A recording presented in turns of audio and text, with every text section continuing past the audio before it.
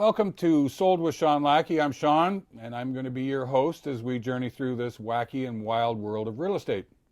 Baby boomers are getting older, that's no surprise, and they are now entering a phase where they have to look for alternate living arrangements. That 4-bedroom house is just too big. Where do I go from here?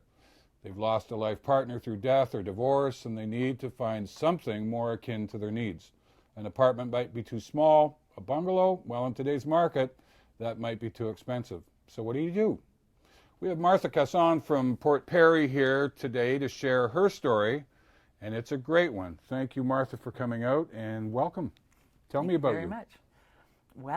Well, they are calling us the real Golden Girls of Port Perry. I was going to get to that, but we'll come back to that. That is because 4 of us have decided to buy a house and move in together and to live as one family in Port Perry. So give me a background of who you are and how did you get to this point, and then we'll get back to the other one because that's obviously why you're here today. But give me a brief bio of Martha, if you will. Well, I had a career in the education world. I worked at both Humber College and at Niagara College, and I worked with student services and international development and in a number of fields. And I actually took an early retirement because my widowed mother's world was just getting a little bit smaller, and so she and I bought a house together in Port Perry, and I really started to live that shared living situation, and Right. I realized that it was an excellent way to age in real comfort. Yeah. Where were you living before? What brought you to Port? Well, I guess because your mom was there, but where were you before? Down in Niagara. Okay. And we had a cottage north of Port Perry, and it just turned out to be It's a a very natural good fit. location. Yes. Okay. So then where did the genesis of this come from? Let's go right back to Well, it could first go back base. to the late 60s and the early 70s when people lived sort of in communes and There you go. whatnot. And there we are at university, and we're saying, oh my goodness, let's ditch the boyfriends and buy a house together. Yeah. And a lot of Some people, dreams never die. Exactly, exactly. And a lot of people, it turns out, still think about that kind of idea. Yeah. And so a friend of mine and I, and we had worked together at Humber College, and her mother was in a retirement home in Port Perry. So we were seeing firsthand 2 different aging processes and a housing situation. Right. So one was a retirement home, excellent for her mother, but she decided not for her, but not only from a lifestyle point of view, but from a financial point of view. Right. And I realized that even though we ended up having 24/7 care really for my mother in our house, I couldn't live in a house like I was living in, nor could I really afford to have someone care for me. Right. So the idea of combining resources and finding a couple of people who might be interested in shared living was something that was really appealing. And so we decided we might write a book, and we did a little bit of research. How did you go about looking for?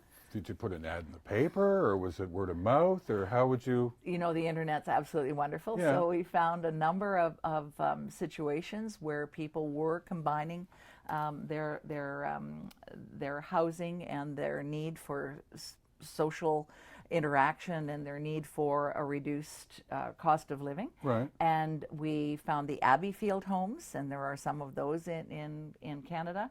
And we went and we visited 2 Abbey Field homes, one in Caledon East and one in Durham. We visited a couple of people who already had situations like that and saw their houses and their circumstances. And unfortunately, we then came back and realized how much work writing a book would be, so we adopted the idea of a website. Okay. And so you put out like if anybody wanted to apply to get into this thing, is that how that came? Like, how did you get specifically your other partners? Well, at the time we had a seniors housing or a seniors committee in Port Perry, and we decided that we would just introduce this as a concept As a in what the if? town, as a what if. Okay. Neither Louise nor I were in a circumstance that we would be going into such a house in short order. Okay. And so we did introduce that, and we found a builder who really got excited about We'll this talk concept. about John later. Absolutely. Yeah, we'll get to him. He got excited about this concept. And so there was an initial development that neither Louise Bardswich nor I were involved in. And we offered to do some public information sessions about shared living, and we developed a PowerPoint presentation, and we talked about finances and the benefits of this sort of thing. Right. And several people within the Port Perry community came out to those events at the library. Did you So have it to turn started people that away? way. No, surprisingly, there were a few interested people. Certainly, there was a bit of a challenge with the zoning requirement when this first house that I wasn't involved in was to be developed, and that made people a little nervous about this. People didn't understand the concept of tenants in common ownership, Right. and so it got off, I think, to a relatively slow start. And then it turned out that Louise Bardswich wanted to move into an opportunity that our builder had found. Well, I can understand that from one standpoint, really. I mean, it's a really different concept. I mean, all we've really seen to date is, you've got a senior's home or an apartment, or if you can afford to live in your own home, but you're there and it's just a big home and there's a lot of unused space going there. Now all of a sudden you're like, do you want to live like a dorm? Do you want to go back to living like what you just said back in in the 60s? And that would probably scare some people off. It does, and we're finding, even though we now have an example of it, we are approached by people who say, oh, how do you do this? How do you do that? Right. Can I have my own hot plate in my room? And those kinds of things. And we call it the cringe factor.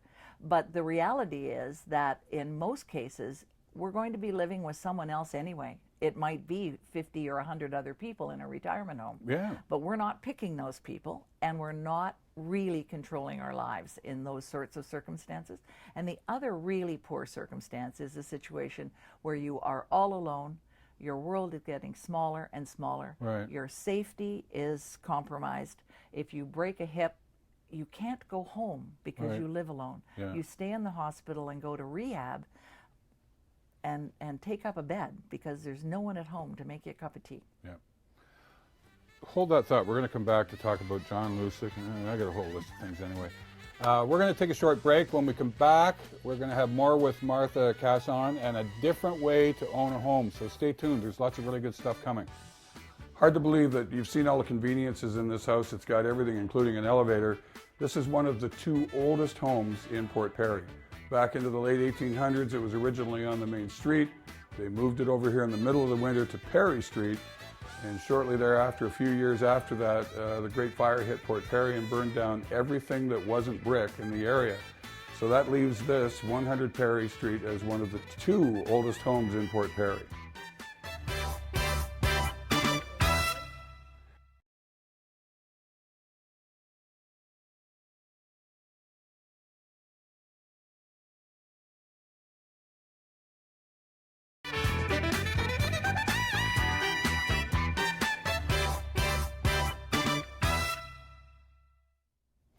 Welcome back. We're back with Martha Casson from Port Perry, the original Golden Girls, or the Port Perry Golden Girls, if you will.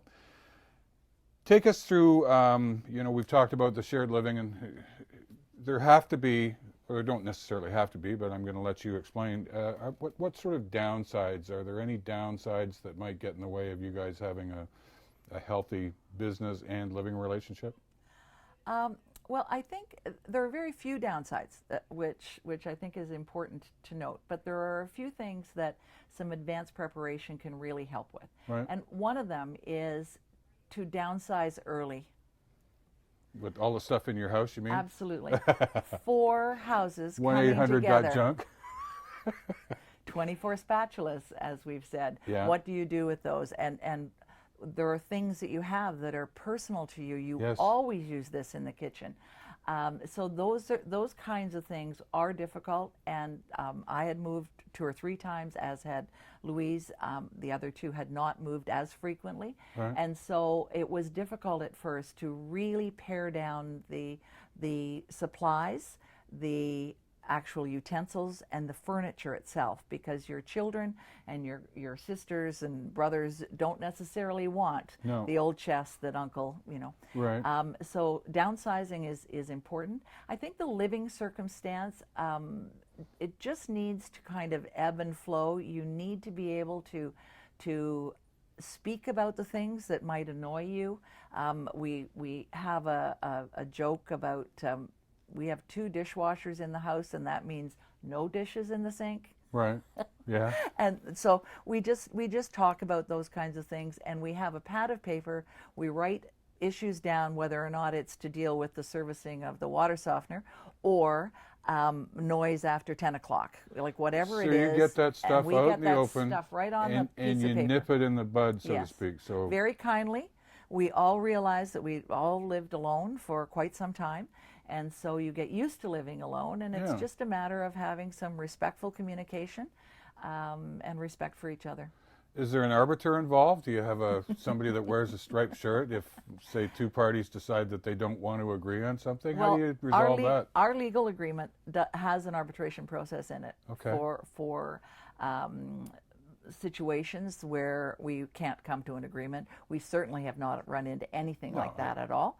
But that is covered because there are situations that we anticipate might result in something like that if we had an expense that we all had to contribute to, Right. or something. Well, no, yours is the ultimate expect the best but prepare for the worst Yes. situation, because it's not like you're, in a dorm or even a commune. You're Yeah. in a commune, you get in your VW microbus and away you go. But here you've got a vested interest, Yes. both time-wise and money-wise. Financially, yes. And you want to make sure that you're protected with that.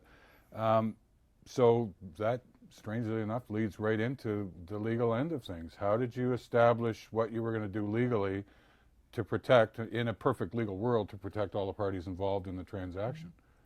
Well, we really have a very comprehensive legal agreement, and the whole thing really started with the purchase of the house, in that we are tenants in common. Right. So we own it it's a legal way of purchasing, so as tenants in common. And then we have a supplementary agreement that covers all kinds of things. It covers the amount of money that we will put into the operation of the house on a regular basis, and defaulting on that.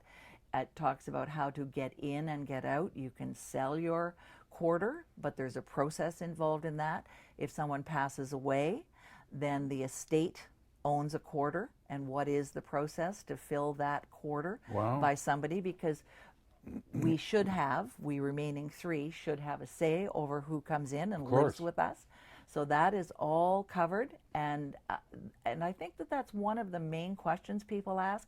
How do you get your money out? What is the fail-safe here? Right. And so there really is a cascading series of things that happen about, I can put it up for sale and I bring somebody in that might like to buy it, and everybody loves that person, and that's really easy. Or there's a longer period of time. And the ultimate situation would be if nothing works, if we reject everybody, Right. then in fact the house needs to be sold. So there's a huge incentive. So if everybody doesn't get on the same page, everybody's out the door. You So sell that the house. the estate or the person can get their money. Wow. We never expect that to happen. And that's but the it's there. absolute fail-safe. That's the Absolutely. last resort. Yes, but it makes people more comfortable Right. to hear that there is that Well, you want to know resolution. that, you're Yeah. not going to be stranded in the 3-against-1 vote. I mean, it's like Big Brother, or I guess in your case, Big Sister. You get voted off the island if you've been doing things like staying out late at the open flame. At the old flame, yes. But with this, it sounds to me probably not by force, but by just general feeling that you guys have a pretty open relationship. We do. That you're above board, and the idea is that you don't want to let something get to the point where it festers, That's right. where somebody says, I want out of this thing. Yeah, exactly. And, it's interesting. We're not sort of all best friends. We all live independently. And I think that's very helpful to a respectful relationship as well. Sometimes the closer you are to people, the less respectful you are. Oh, a lot of married couples could pick up there on you that. are. Yeah, there's no question about that. So Did I I say think that? it works very well. Yes, you did. I think I just got voted off the show. Voted off the island There you is go. actually one of the terms we loosely use when we talk about the legal agreement, though, as well, because if you become a danger to yourself or others, Yes. part of the legal agreement requires that your power of attorney situation kicks in. Okay. And so then you may be required to leave, and you might have to put your quarter up for sale. So that's even covered. You've covered every I guess corner that you possibly could in this. Are there any things? Do you stay up to date on certain things? Are there certain updates that you have to bring to the table regarding the legal aspect? We haven't done that yet because we've only been in for about 8 months. Right. But we have an annual meeting that is, again, in the legal agreement. Right. So that would be a time when we do that. We've also been talking to different people who are interested in this concept. And one group that we're talking to in Rockwood, Ontario, Right. they took the legal agreement and they have shared that with their lawyer, and they have some things that have been added to that. So we're very curious about what those are, because those might very well be things that we should be putting in. Absolutely. Very quickly, and then we're going to run to a break, that you selected a certain builder for the project. How did you go about that?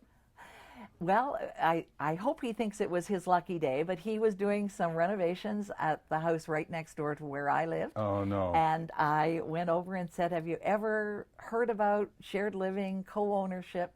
And might you be interested in exploring this a little bit? And he is actually serendipity. It is, and he's a great builder, and he's also a landlord, and is very, very in tune. He and his wife have 11 apartments, and they very much understand the challenges that seniors have in getting appropriate accommodation. Cool. So he was right in. And that's John Lusick, and we're going to talk about John shortly. We're going to be right back. We'll have more with Martha after this brief timeout. Stay with us. We've got a lot of good stuff to look at. You know, they say that it takes many hands to make light work. This project took months and months to get done from beginning to end. There were all sorts of legal hassles that they had to jump through. They had to really define the tenants in common thing. Most importantly, though, that was really cool is that the people here used all local. There were over 36 businesses involved one way or another, either retail, contractors, whatever. So they really kept it local. And to boot, behind over there on the other side of the street is the gentleman that built the house. So if anything goes wrong, there they are.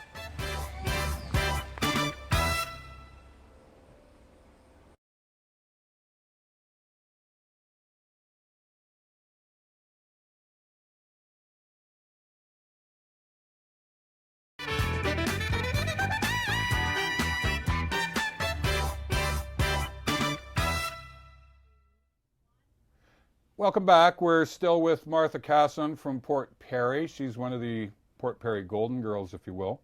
As we went to break, we talked about selecting a builder, and the name John Lusick popped up. He's been building quality homes in and around Port Perry for over 40 years, but your meeting was just by happenstance, and it led to him being your builder. How did that come about? Well, John was actually doing some work on the house next door. And Louise and I had just come back from our sort of road trip, and had this idea about a shared living house and design. And I just walked across the front lawn and just said, would you ever be interested in developing a house like this? And he's a landlord himself. He and his wife have 11 apartments, I think. And as I said a minute ago, they really know about seniors housing, and Right. he really liked this. So he actually began a process of putting a house in. We showcased the idea of a shared ownership house. He had a partner, and they were going to develop a house on Rosa Street, just down the way. Okay. That none of us were involved in. Louise wasn't involved, nor was I at that point in time. It was just an idea for a different kind of housing for Port Perry. And that one didn't materialize because of some of the zoning issues. But John kept his eyes open, and not very long after that, he had a property right across the street from his home. 100 Perry Street. There 100 it is. Perry Street. And he approached Louise, actually, because I wasn't ready to move into a house. My mom was still alive, and Right. so I was still living where I was. But he approached her, And Beverly Brown, a woman who had attended one of the library sessions, Right. was also interested. And interestingly enough, the house that he began with and renovated was actually built by Beverly Brown's great-great-grandfather. Oh, boy. So Everything connects. it really does.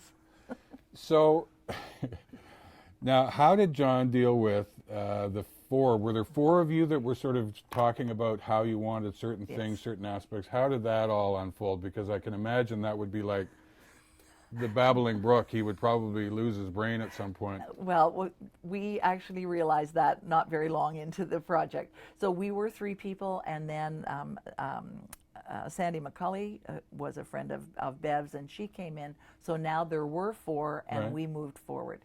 And so at first, the discussions on layout and the larger discussions were fine. Right. We were okay. He would meet with us, and one of us would get back to him and whatnot. But as we got into all of the many, many smaller things that happen in renovating and building a house, we realized that we were just bombarding him, and we all had different opinions. If there Right. were, 5 opinions, 4 women. And so Tammy Irwin of Designing Durham became our guardian angel, and she helped us as the one-person go-between with John. And that, I think, simplified his life considerably, and it gave us an opportunity to work with this dispassionate third party Right. who understood Totally all of our impartial. needs, and then she would say to us, I don't think you want that door there, or this Oh, angle, really? or this style. And she also helped us with our furnishing, because you're bringing home together 4 households too. Right. So John then had somebody to deal with on a one-on-one basis representing us, and we had somebody to toss ideas around with. So it worked out very well. Well, that's I think. brilliant, because so you guys get together in the room and discuss amongst yourselves, and you bring Tammy and you go, here's what we want, and then she negotiates back and forth with you on that and ends up with the finished, if you will, product, and takes it to John and then says, here's what they want. Yeah. Were there any hitches along the way, or did it run smooth? No, I think it went very smoothly. We worked it well together Wow. with that sort of quarterback role. We picked out all the tile, all the flooring, and the paint colors in 1 hour, for example. 4 women's tastes, 4 women's rooms, the common spaces, 1 hour. Well, you're going to have to write a book about this. Were there any things that were considered unusual as far as requests, like, I don't know, like a milk chute or a laundry chute or something? Was there anything that John kind of went, geez, I'm not sure? No, actually, I think it went very, very well. Louise and John and I had a wonderful opportunity with the Toronto Rehabilitation Research Institute in Toronto. And Dr. Jeff Fernie helped us go over the plans of the house. And so he was the one who talked about wider doors. He was the one who talked about the elevation of the house. He talked to us about an elevator to make sure that it was accessible for the long term and what the size of that elevator should be. Right. So a lot of those kinds of things actually got talked out well before the renovation started. And then I can't really think of anything that was sort of out of the norm. John had many great ideas. He wanted a wraparound porch. Right. He recommended the look and feel of the place to keep with the original look of the house. Because that's a century home too, right? It is. It came from the main street of Port Perry on Queen Street, was moved in the late 1800s on logs in the middle of winter, and then in the early 1900s, the main street burned. Yeah. And so it left the house being, if not the oldest downtown residence, one of the oldest. Well, that's kind of cool, because you're doing something that's groundbreaking, but you're doing it with one of the oldest houses in the area, so there's a sense of history, and there's also a really cool, this is the future of shared living with people in your situation there. It also, I'd like to comment, it also contributes to the housing situation in Port Perry. We freed up 4 houses. Yes. For 4 families. Good point. Those taxes are all still being paid. Yeah. We renovated, and so our taxes went up, so the town gained. And so go into the township and say, hey, What can you do for Come us? on, give us a they've break. they've been absolutely wonderful. We've been very, very well supported, I think, in the town. And also, we have supported, though. We made a list the other day of 16 service providers and vendors that, apart from John and his contractors, Right. that we actually have used to put this house together. 16. That just opens an interesting. Were there any problems with licensing or zoning or any of that sort of stuff? I guess very quickly, because we're going to have to move along here. But were there any problems with that, with zoning for this? 'Cause Initially, it's a unique, was it? Initially, we had some difficulty. John, his building permit for the first house was turned down. Yeah. There was misunderstanding about tenants in common, whether it would be a boarding house or a retirement home. That was all eventually resolved. Okay. And the township pulled back from what they were feeling they had to control. They left it. It is a single residential dwelling. And so when we moved on with this building permit, there was not one problem in the world. Perfect. I want to say thanks to the real-life Golden Girl, Martha Casson from the 100 Port Perry Group, taking time out of her busy schedule to be here today. I hope we've answered any of your questions. If not, feel free to drop us a line at rogerstv.com/sold with Shawn Lackie. If you have any topics you'd like to see covered, or just to provide general feedback, I should say, on what a great show this is. Thanks for being here. Join us next time on Sold with Shawn Lackie. We'll see you then.